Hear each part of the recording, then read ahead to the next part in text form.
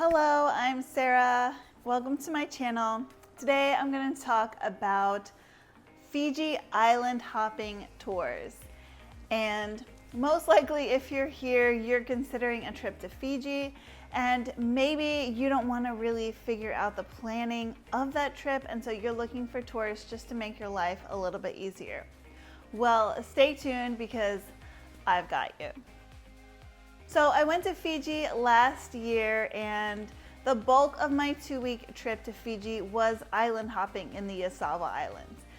I loved it so much. I spent about 4 days on the main island, and if I'm being completely honest, skip it. Just don't even bother.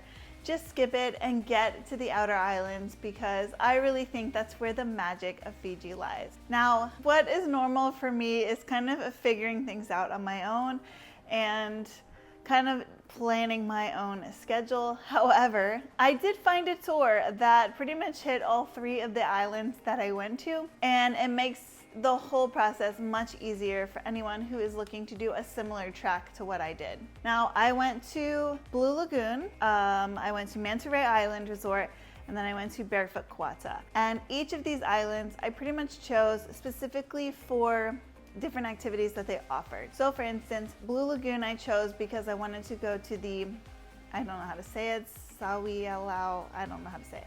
These caves that are kind of up in the region of Blue Lagoon, and they do tours to the caves. So I chose that one for that reason. I chose Manta Ray Island Resort because I was hoping to see the manta rays. However, I was at the end of the season for the manta rays, and so I did see one out of the 3 days that I was there. And so yeah, it was kind of a bummer, but if you do want to see the manta rays, go during I think the best time of the season is June, July, if I'm remembering what I was told by the guides there. So I chose that one for that main reason. And then the third one I chose was Barefoot Quata for the bull shark dive, which was one of the coolest experiences I've ever had. So each of these islands I chose for very specific reasons. And then I also, because I was traveling solo, I stayed in the dorms of these resorts. However, they are resorts and they have all different types of accommodations. So you can do the more budget friendly, which would be dorms and shared bathrooms, or you can do private room with a shared bathroom, or you can do your own room with your own bathroom. So you have kind of the full range of options in some of these resorts.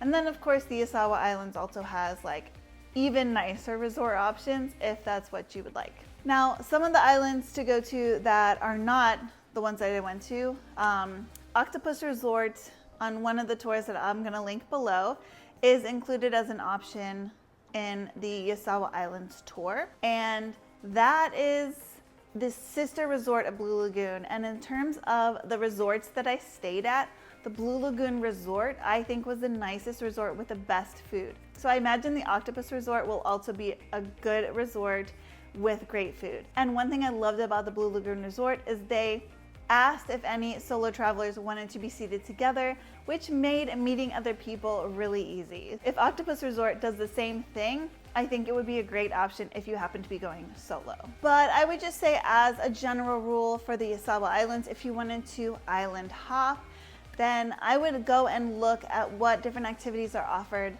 at the different options and then make your selection from there.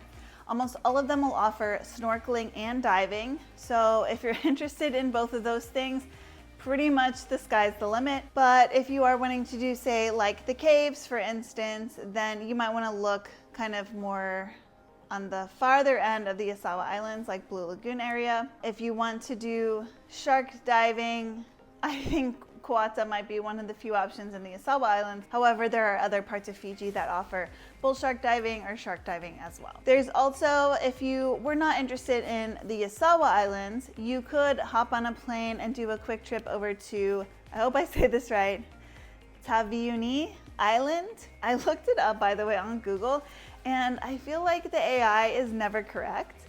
And when you start looking for how the locals say it, the AI is just never correct, and that is so frustrating. Anyways, that's beside the point. So I looked for how a local said to say it, and hopefully I did it justice.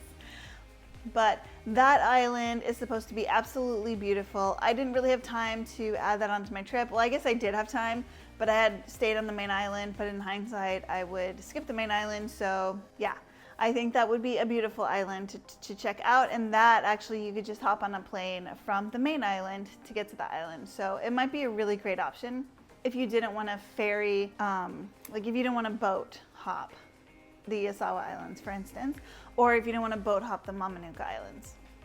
And then of course you can also do day trips to these islands. So if you were like, Sarah, well, I already booked our main island accommodation and I can't undo it, so what now? Well, don't worry, you can do day trips to a lot of these islands, and I will link those below as well. However, I 1000% recommend island hopping the Yasawa Islands. I absolutely loved doing this, and almost every one of them will offer a village visit as well. I mentioned scuba diving and snorkeling. Most of them will also offer village visits, so you can kind of meet and see how the locals live, which is so interesting, and the locals are so sweet and kind, and absolutely it's worth doing a village visit. If you do a village visit, remember to pack more modest attire, because Fijians are actually pretty modest, so just bring a little bit of extra, like something to cover your shoulders and your knees, as just out of respect for the locals. All three of the islands that I stayed had some type of reef to snorkel right off the beach, which is really fantastic. I would say of the three, maybe Manta Ray was the best, but I didn't get a proper look at Blue Lagoon's reef because I unfortunately waited too long and it was low tide. However, they all three had coral reefs that you could explore just directly off of the beach. I think the prettiest beach was probably Blue Lagoon, but in terms of an island vibe, there was just something about Barefoot Kauta that just absolutely won my heart. I loved Barefoot Kauta. Or not Barefoot Kauta, the resort, but Kauta Island. I loved Kauta Island. It was just so beautiful. But they all have their own kind of unique vibe and beauty, because like Manta Ray Island Resort had kind of a jungle vibe, and so each one of the islands had their own kind of personality, which is I think what makes island hopping so fun, is that you get kind of a different experience at each one. Now, logistically, how do you get there? The easiest and most common way is by a ferry, and I think it's called Awesome Adventures. They have a ferry that will just take you to each island.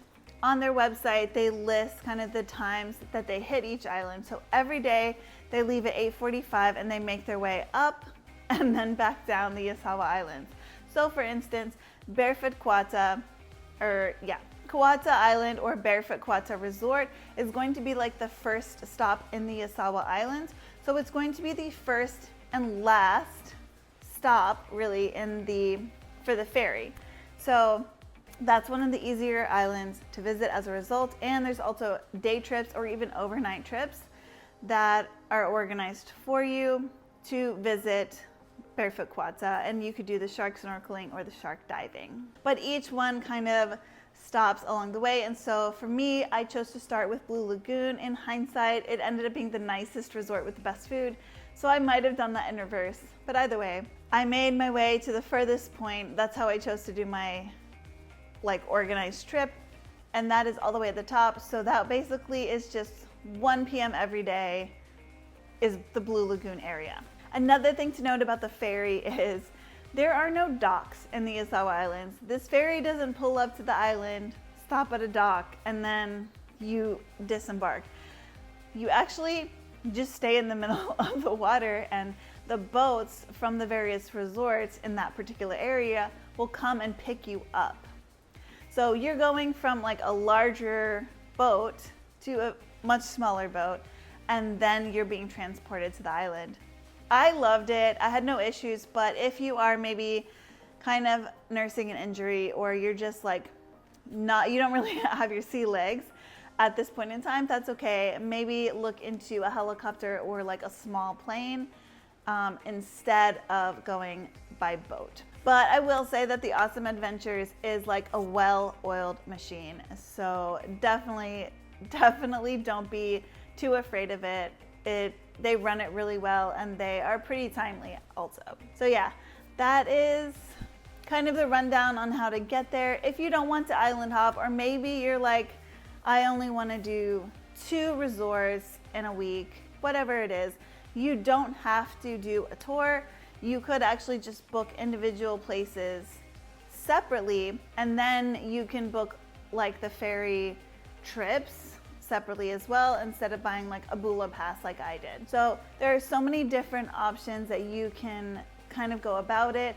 But if you wanted to do like a week in the Yasawa Islands like I did, there's already a tour, and the tour actually offers you to pick from, I think there's 5 or 6 resorts, and the 3 resorts that I ended up going to are on this kind of option and this list. Another thing to consider is that when you do book accommodation, you are going to be required to buy the food package on arrival, so just keep that in mind, in the back of your mind.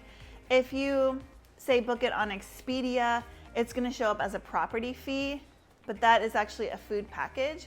So you will not pay for it on Expedia, you'll pay for it when you arrive to the resort, but that way you can actually plan accordingly and plan it in your budget, and make sure you either have the cash or you can use your credit card. But just keep that in mind, that you will have to buy a food package. It makes sense because honestly you have no other options to eat, so you eat there or you don't eat basically. But it does affect your budget and your overall price, so just keep that in mind. Okay, well, I hope this video was helpful a little bit in explaining kind of how to go about it. I will link tours below in the description just to make it easy for you to kind of plan accordingly. If you have any questions, hit me up in the comments and I'll do my best to answer them for you. If you enjoyed this video, please hit that subscribe button. Thank you so much for watching, and happy travels. Bye.